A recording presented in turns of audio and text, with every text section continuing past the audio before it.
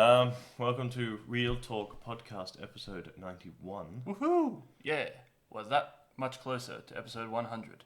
That was a pretty pathetic woohoo for you, Jared. Also, my mic is all the way over there. Yeah. I wonder who set up the mics today. I wonder did. Yeah, Wonder did. I wonder Dave. did. Fucking Dave in accounting. One day we will have a Dave in accounting. It's like, we need an accountant. What's your name? My name's Steve. Could you be Dave? Fucking Dave. Fucking Dave. Hit my music.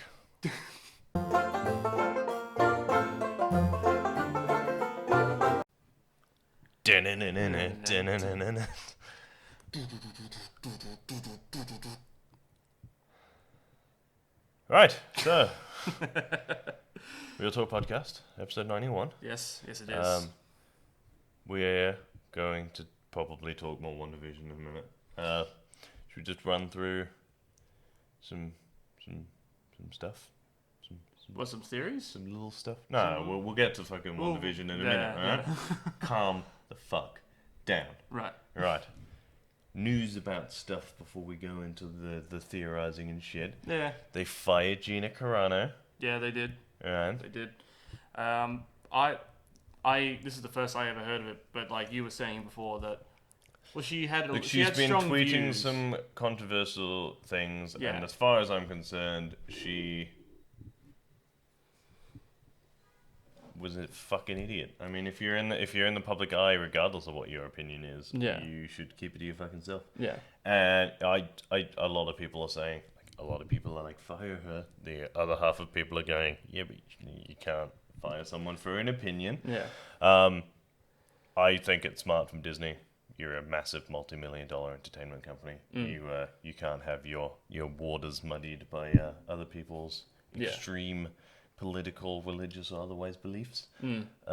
So yeah, 100% should fire her. Yeah, I think she took it one step too far by bringing Nazis into it, I think. Yeah. And it's hard because, like, you can't if she had taken either end, it was worded poorly Yeah. for a start, because she made it sound like the Nazis didn't do anything wrong. Yeah. Which I don't think was her point. I think No. her point was that they had manipulated a situation in which they could get away with it. Yeah. It's just worded very badly. Yeah. And then she tried to compare the persecution of the Jews to people having to go at her on Twitter. Yeah. Which is probably not accurate. No. I think it's fair to say. Yeah. I'm not going to go into it because that is dangerous territory for anyone to step in. Yeah. Hence, Disney fired her because they've got 9.5 million subs on Disney Plus. Yeah. We have 204. That's 204 total, not 204 million, by the way. One day we will one get day. to that. So yeah, smart move from Disney. Yeah, I think it was. I understand why they did it. Yeah.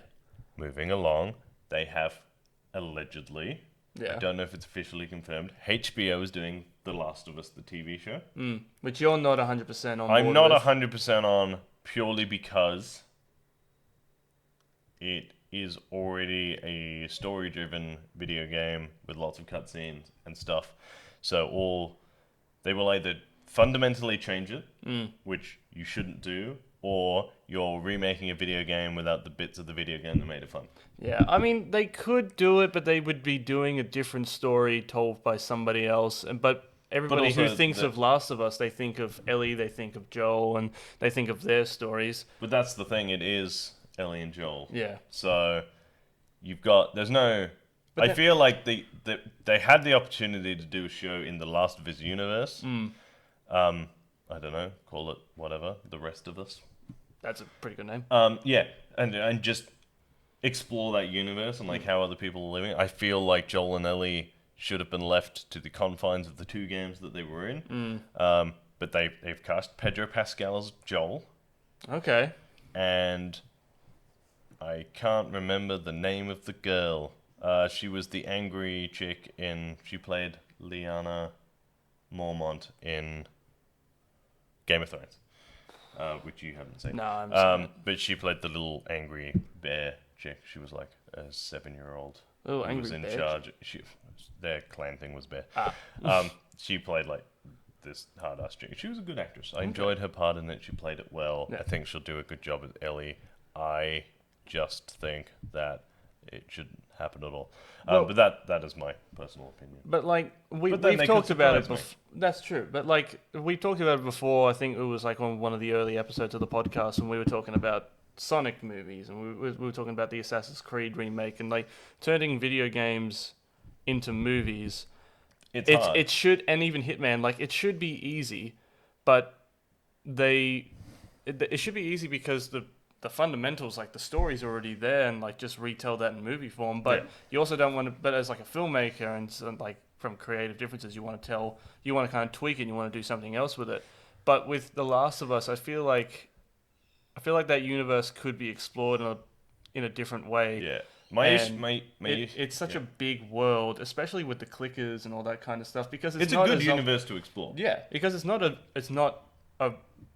like run-of-the-mill zombie apocalypse. Like it's a different apocalypse. Yeah, because the center of it is not the zombies. It's the people. It's the people. It's a character story. Yeah. My issue with The Last of Us is there is no free ground. No.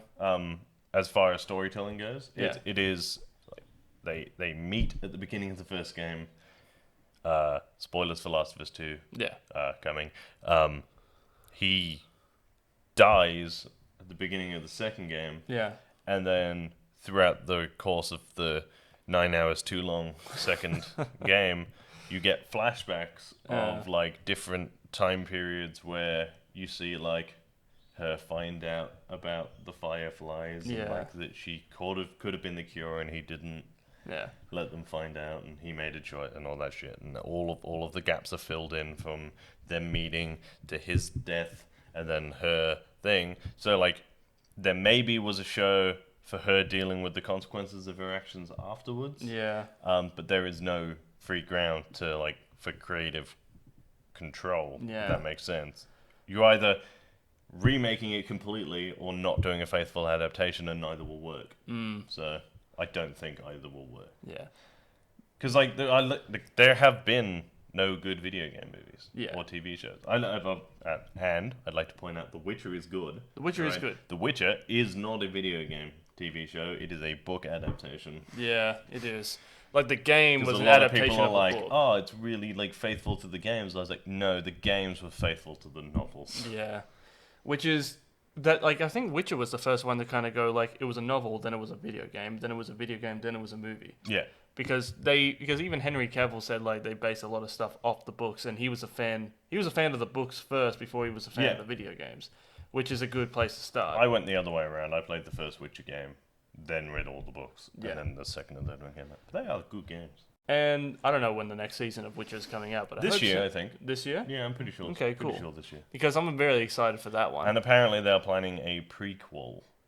A prequel to The Witcher? Yeah, about the witches in their prime. I'm pretty sure. Oh, like the school that they train at. Where the time period that Geralt is at, witches are sort of dying out. So they'll go back to like.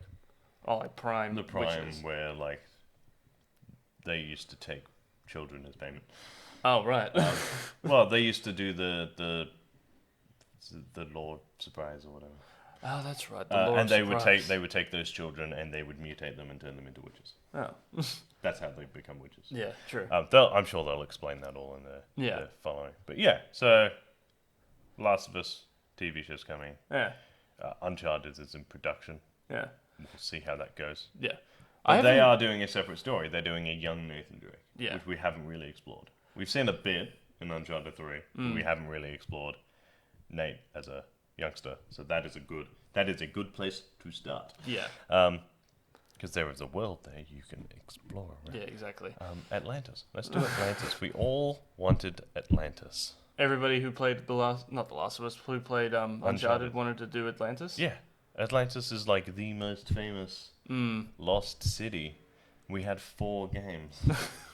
That's right. You guys had 4 games, didn't you? El Dorado, Shambhala, yeah, Irama the Pillars, and then we did Libertalia. Okay. The See, I never City of Pirates. I never played the Uncharted games. But I played you're gonna. But I'm gonna. But I am. Live stream it. You are, aren't you? Yeah. It's gonna be dope. It is. This is going to be fun. I'm looking forward to that.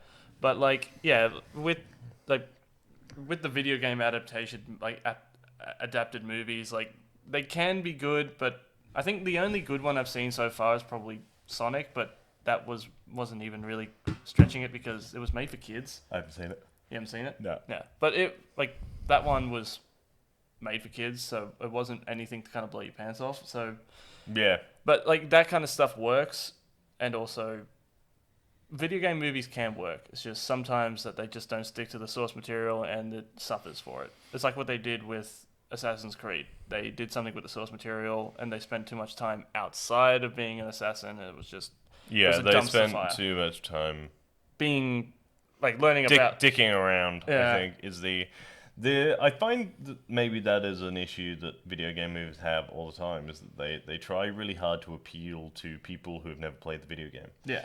That's not who this is for. The people who are going to watch Assassin's Creed at the cinema know what Assassin's Creed is. Yeah. Therefore, don't baby them like they don't know anything. Exactly. You need to just go in with the assumption, because you can drop pieces of information.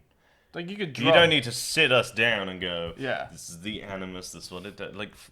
It's fine. There have been 13 Assassin's Creed games. We know what the fucking animus is.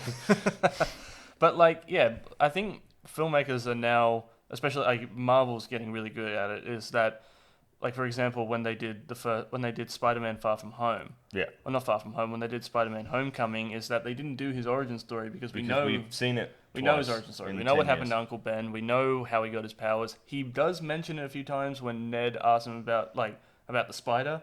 Yeah. And then he goes, "The spider's dead, Ned."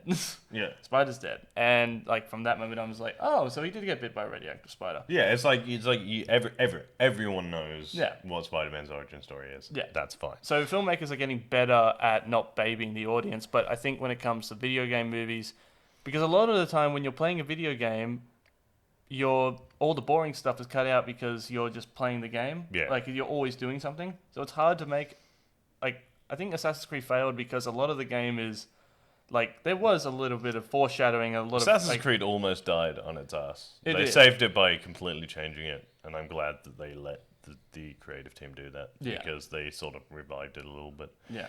The issue with all Ubisoft games is that they all follow the same general gameplay loop, which is start in area, do intro, map opens up, go. Yeah. And you've just got, like, if you don't have a pre-installed, I guess, way of doing shit, it could be very overwhelming. Yeah. Like, I showed you I've just 100% completed Valhalla. Yeah. And, like, I showed you the map when it opened up, and you were like, what the fuck? But I knew how I was going to do it before I started, because I played shitloads of Ubisoft games. Yeah. But while we're on the Marvel and Sonic loop connection. Yeah. Questionable decision. Yeah. So they announced Sonic the Hedgehog 2. They did, yeah. They announced its release date, which is April 8th, 2022. Yes. Yes.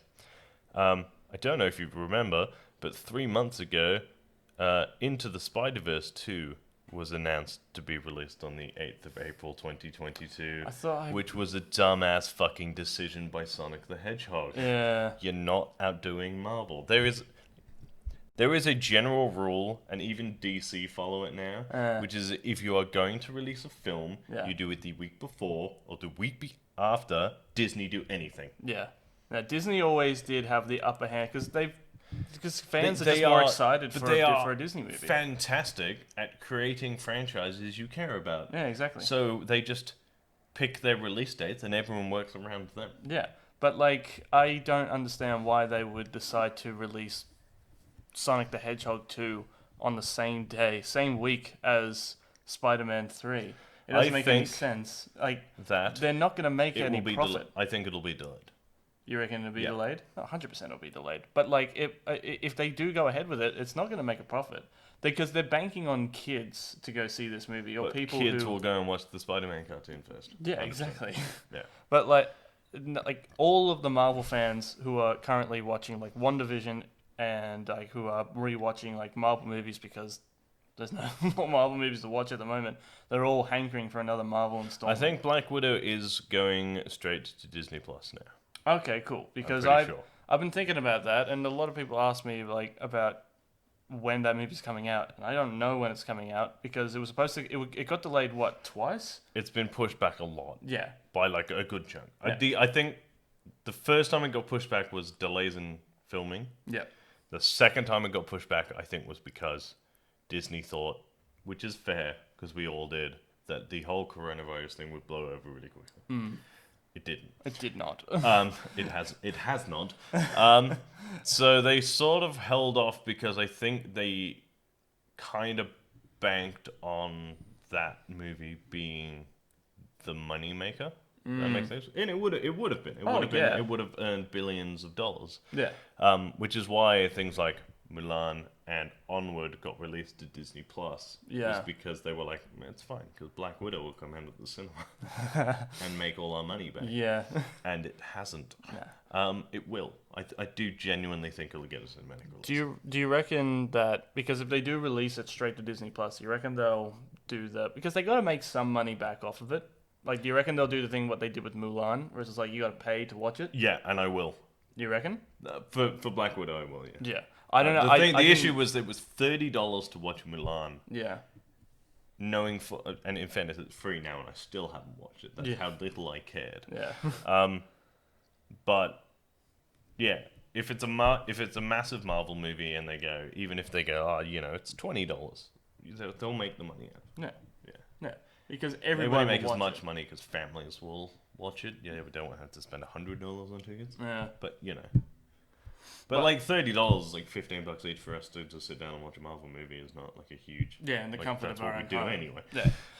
It's not like we can snack anyway at the moment.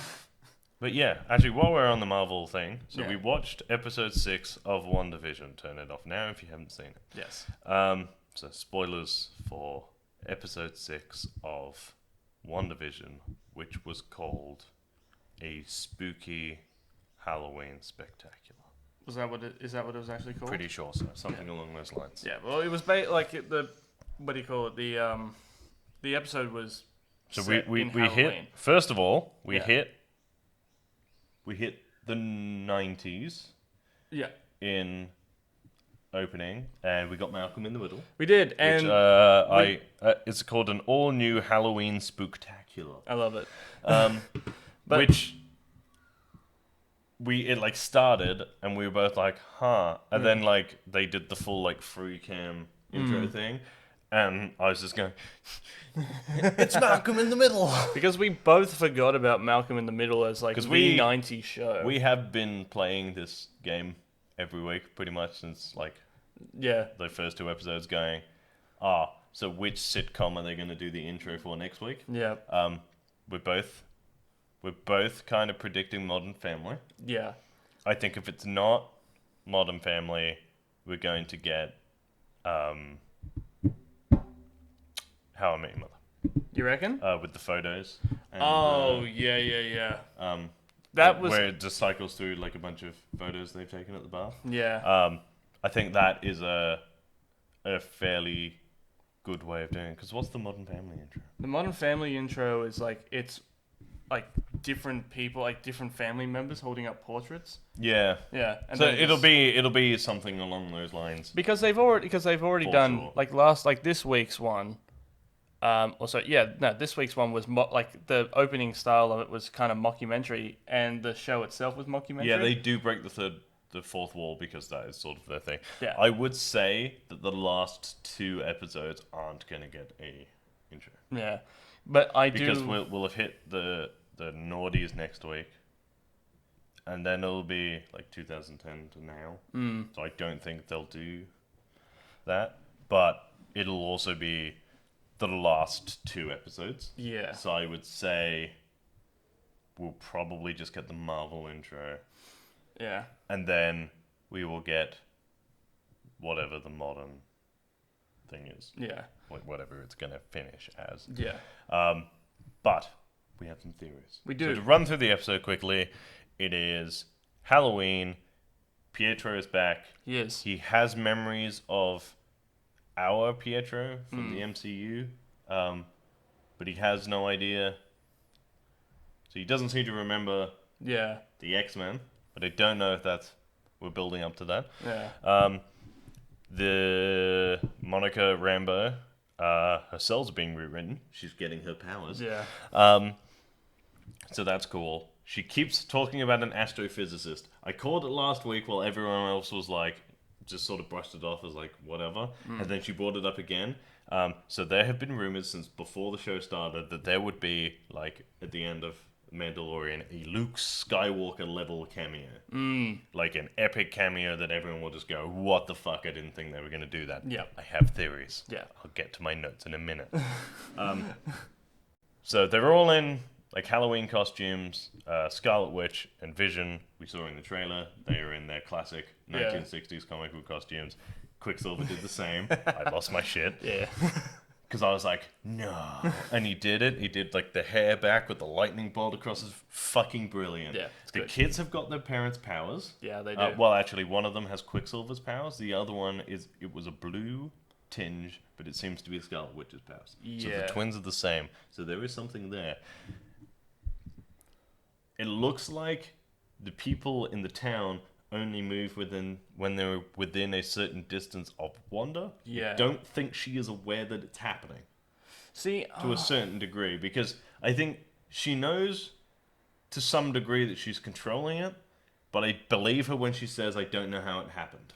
Yeah, I believe it too. But like, because even when I do think that she knows that the people around her, because I honestly do think that because we do see like when Vision is, investigating the town, that there's a woman putting up decorations, but it's like she's in a constant loop because it's like, she's waiting for her role, or she's waiting for like, if she's like needed on set, and then she's crying. But you can still say like the people who are in that vicinity of the town, like they're still alive. They're still alive, but they're just frozen. They're shells, and they're in constant pain. Not like physical pain, but they're feeling the same emotions that Wanda is feeling. Yeah. And Wanda because Pedro asks Wanda, how did this happen? And she just goes, I don't know, but all I remember was feeling just emptiness and nothingness and sadness. Then you see Pietro dead. Yeah. Like with the bullet holes from Age of Ultron. Yeah. That was the other thing. At the beginning, when they were talking about it, they showed his death scene from Age of Ultron, which I think was just to remind everyone that was what he used to look like, and that's how he died. Yeah. But also that's the first time we've seen a main MCU thing in the TV show so far. Yeah. Anyway, theories. Agnes is Agatha Harkness. Okay. It just makes sense. Yeah. The names match. The rabbit was called Scratchy. She has a son called Nick Scratch. And also, in that episode, she was dressed up as a witch. So I guess, unless that was like a nod to the fans saying, like, we know she is a witch, but she's not a witch yet. Yeah. But because, and you've mentioned it before with Monica Rambeau, when she was in there, her cells being changed, Wanda's field is changing their cells. So there's, like, she could get her witch-like powers from being inside there for too long. Plus, she could just lose her mind as well. Also, interesting thing, Vision escapes. He does. But gets sucked back in, so Wanda's extended the hexagon. Yeah. Which is terrifying. Yeah. And also kind of awesome. But also that's weird, because we had a theory that as soon as he stepped out, he would start to deteriorate. Yeah. And, like, die again. He seems to be stuck in the hexagon somehow. Yeah. Because there's definitely something wrong there. Yeah. Right, the astrophysicist. I have names. I have theories.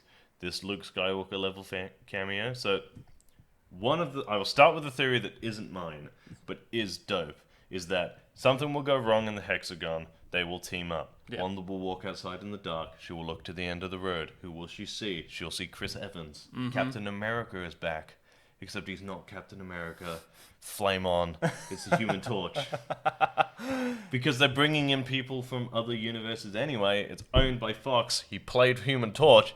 Do this for me. Yeah. I never wanted anything more. Yeah. Right. The other one, it's slightly less likely. There are two actors who could have played this person.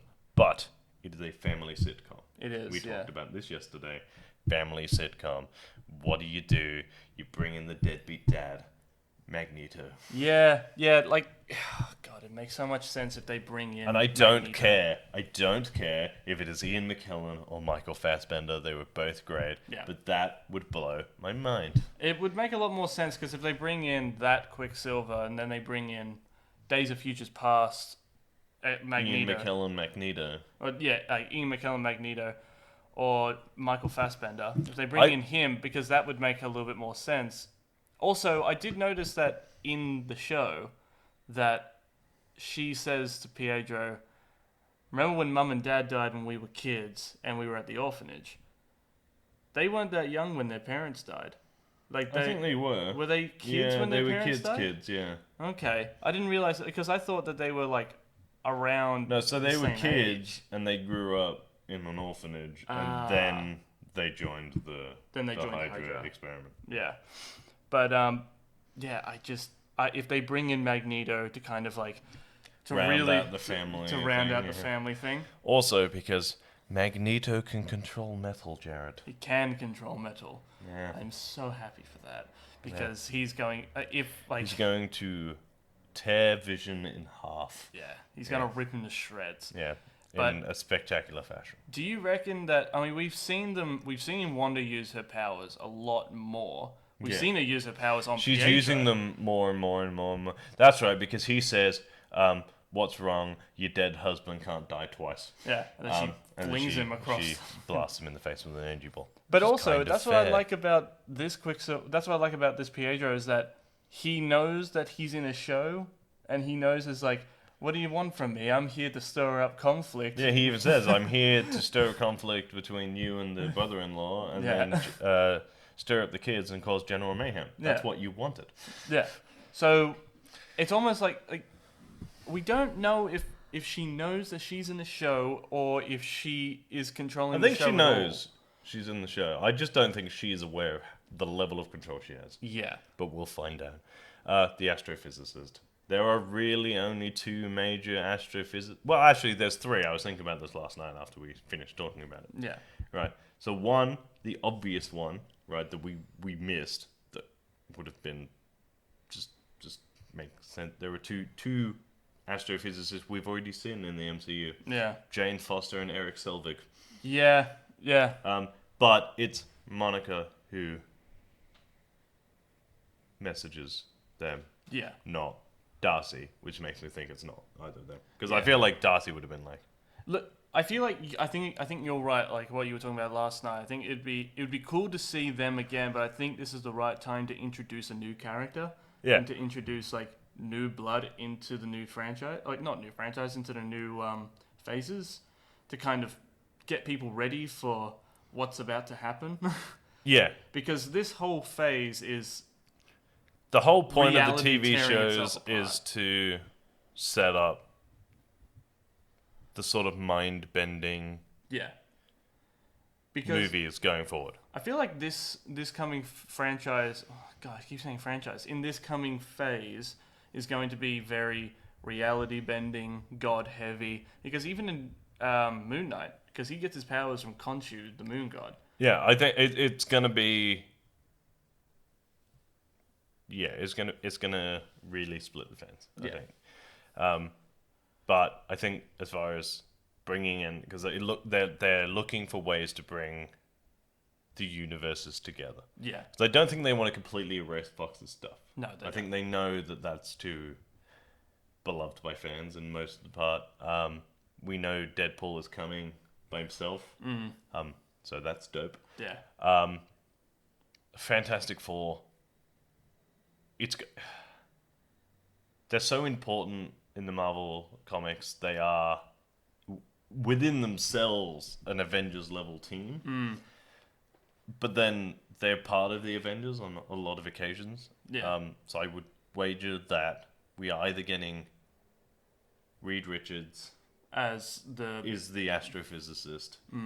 I would wager currently an unpowered Reed Richards. Yeah. Or it's going to be Dr. Victor Von Doom. Yeah. And we are having our villain introduced early for this phase. I can already see them introducing it now. Or you have so here's my thing. You introduce Reed Richards as the Astro-Fear. Could they introduce them together? I was thinking they do work together. They do work together. Because I don't think they'll fully explain it. But you know what you could do? You could do so you introduce Reed Richards, and then you have Reed Richards give his 2 cents on the issue. You tell them how and why he thinks this is happening, and obviously he's right because he's the smartest fucking man in the universe. And then you have... I mean, he's the only character with the interdimensional council of himself. Yeah. So... And then at the end, you have Victor Von Doom and his corporation come in and just say... And then... Because my theory is that Vision won't survive. I don't see Vision coming out of this. Not Victor yet. Von Doom his whole thing is he's metal. Yeah. So what could his armor be made out of? Vibranium. Strongest metal on the planet. So there's really one, if you're gonna do Doctor Doom. Yeah. Right.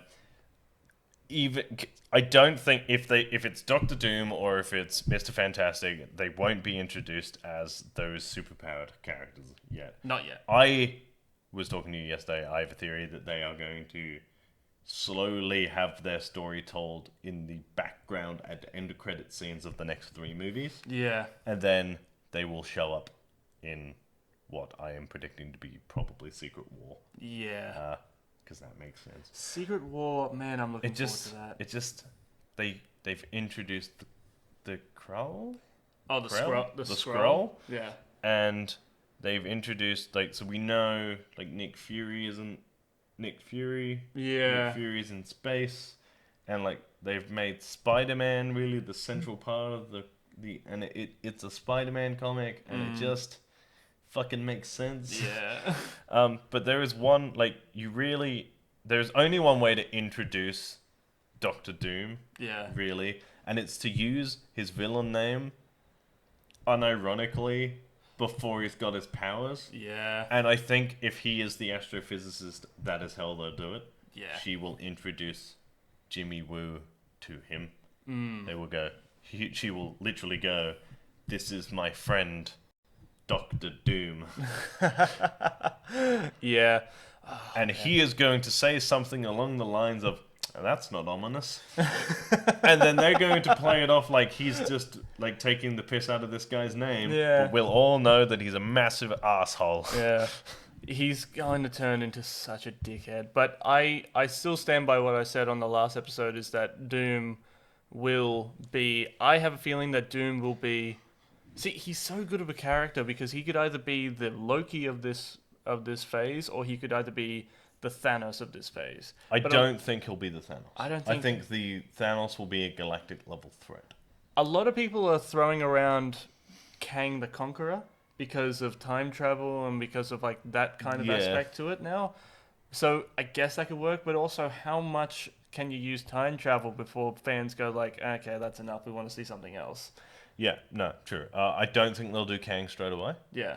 I do like Kang. He's a good character. Kang is a great character. I think that there is a good high chance that our next villain for the phase will actually end up being a hero.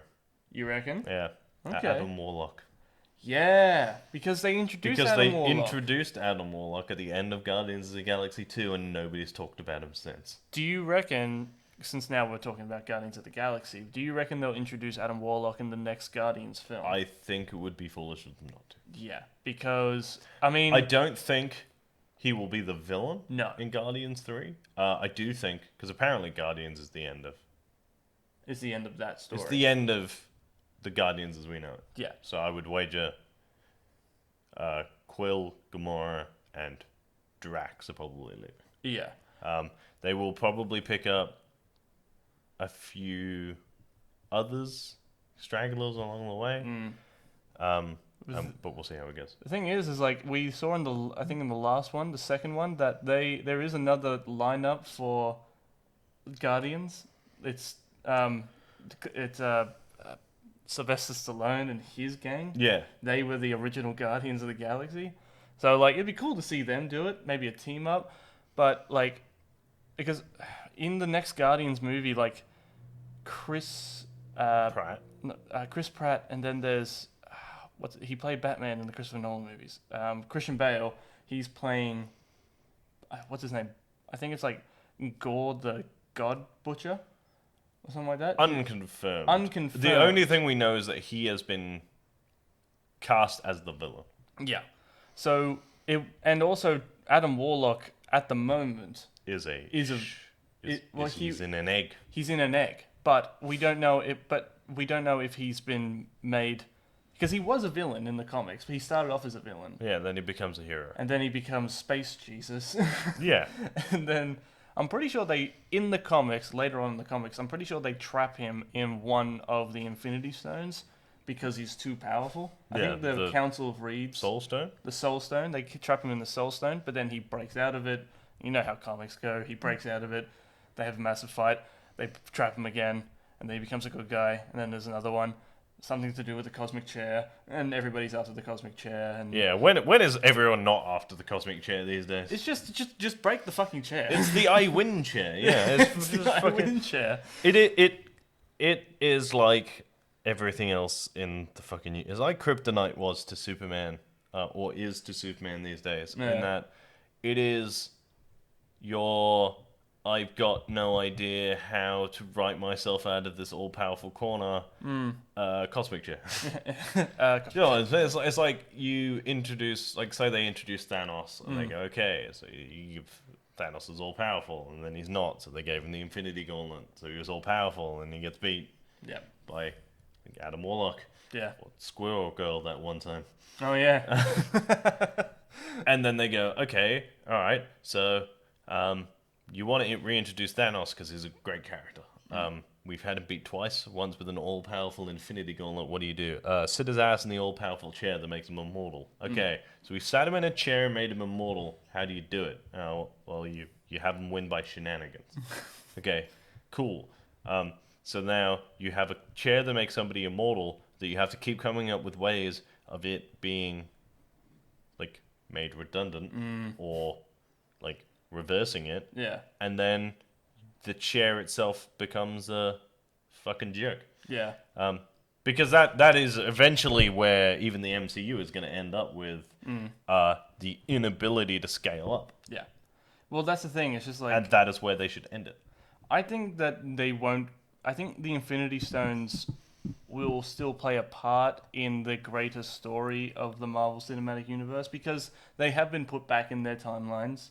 So they are still in the universe. They have to be. But they have been destroyed in our time. They have. The only way to introduce it is multiverse, and I don't think they will just yet. I do have a theory on how the MCU should end. I was thinking about this the other day. The last scene of the MCU should be an Avengers movie. Yeah. And it should be the whatever that current Avengers team is, passing the mantle onto the young Avengers. Yeah. And just going, this is for you. Yeah. We're done. This is like... Yeah. It's like, have fun. You are the Guardians of the Galaxy. You are the Guardians of the Galaxy.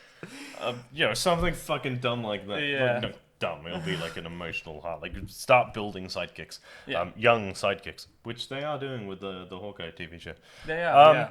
And then just end it there. Yeah. Do you know what I mean? Because, like, we don't need that shit, and eventually you are going to reach diminishing returns, and you'll end up with a franchise that's been fucking ruined. Yeah. I am going to end the podcast, though. You're going to end it there? Yeah, because we're, like, at 40 minutes. Oh, God, we did it again. No! It's my podcast, I'll do what I want. Alright, so if you want to, like, let us know in the comment section down below what you think is going to happen with the MCU going forward. Yeah. If you want to follow me on Instagram at Real Talk Rice, if you want to follow me on Twitter, I'm at Review by Lurch. If you want to follow me on Instagram and Twitter, I am at Jared_Kiddo1. Right, we are on Twitter at Real_Pop. We are on Instagram, YouTube, and Spotify at Real Talk Pop Culture Discussions. We are changing our Twitch thing soon. I don't know if the username will stay the same. There's been some shenanigans. We're shutting it down. We're starting again. Yes. that means that we will start to stream. I promise. Yes. Okay. Having said that, yes, we've gone to 40 minutes. We've talked about everything. I think we're good. Yep. Keep it real. Stay sexy. Bye. Bye.